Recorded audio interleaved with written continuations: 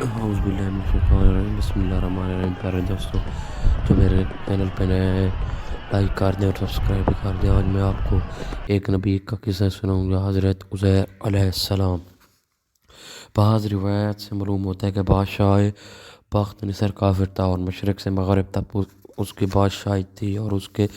قوم بنی اسرائیل پر غالب ہوئی اور شہر بیت المقدس کو خراب کیا اور بہت کچھ توڑ ڈالا، اور بنی اسرائیل کو اس نے کافی تعداد میں مقید کیا۔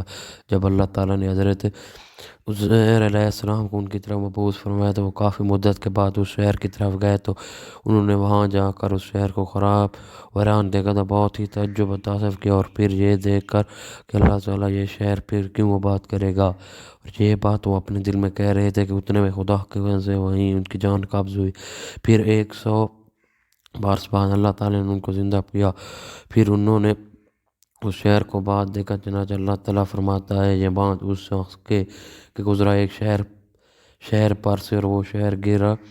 پڑا تھا، وہاں اپنے تمام چھتوں کے وہ بولا کیوں زندہ کرے گا، اور اس شہر کو بعد برباد ہو جانے کے پاس مارے رکھا اس شخص کو اللہ تعالیٰ نے 100 برس پھر جلایا، یعنی زندہ کیا اس کو۔ اللہ تعالیٰ نے پھر کہا تو کتنی دیر سوتا رہا؟ وہ بولا کہ میں ایک دن سے کچھ کم۔ خداوند کریم نے فرمایا نہیں، بلکہ تو سوتا رہا 100 برس، اور اب دیکھ کھانا اور پینا کہ وہ نہیں سڑا، پھر دیکھ اپنے گدھے کو، اور میں تجھے